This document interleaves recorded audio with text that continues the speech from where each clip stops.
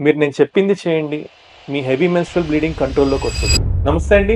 నేను మీ doctor Elchuri Rajaranjith. Welcome to my series on 100 days of Ayurveda tips. చాలా మంది స్త్రీలలో ఈ బహిష్టు సమయంలో ఎక్కువ మెన్స్ట్రువల్ బ్లీడింగ్‌తో బాధపడుతూ ఉంటారండి. దీనివల్ల ఏమవుతుందంటే ఎక్కువ రక్తం పోవటం వల్ల వాళ్ళు ఎనిమిక్ అవ్వటం గూడా మనం చూస్తూ ఉన్నాం. ఈ బ్లీడింగ్‌ని మనం కంట్రోల్ చేయటానికి ఒక విలువైన ఆహార యోగాలు నేను చెప్తాను. ఇంట్లోనే మీరు చేసుకొని వాడుకోవచ్చు. జాగ్రత్తగా రాసుకోండి.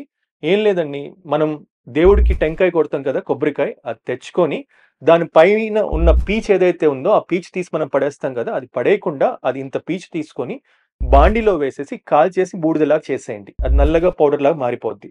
దానిని జల్లెడ పట్టేసేసి ఒక గాజు సీసాలో పెట్టుకోండి. ఈ పొడిని ఉదయం, సాయంత్రం ఒక చెంచా పొడి ఒక గ్లాస్ మజ్జిగలో కలుపుకొని తాగండి. ఇలా చేస్తూ ఉంటే క్రమేణా ఒక 2, 3 మంత్స్‌లో బ్లీడింగ్ అనేది కంట్రోల్ అవుతది. దీంతో పాటు మీరు ఒక అరటిపండు, నెయ్యి, ఒక చిన్న అరటిపండు తీసుకొని చిన్న చిన్న ముక్కలుగా చేసి ఒక గిన్నెలో నెయ్యి తీసుకొని ఒక్కొక్క ముక్కని నేతిలో అద్దుకొని తినండి. ఇది 2 పూట్ల చేస్తూ ఉంటే క్రమేణా బ్లీడింగ్ అనేది కంట్రోల్‌లోకొస్తది. ఇది చేస్తూ ఆహారం అనేది సాత్వికంగా ఉండాలి. అన్నం, పెసరపప్పు, పాలు, నెయ్యి, చక్కెర రూపంలో ఒక కిచిడీ రూపంలో తీసుకుంటూ ఉంటూ స్పైసీ ఫుడ్ అనేది అసలు తీసుకోకండి.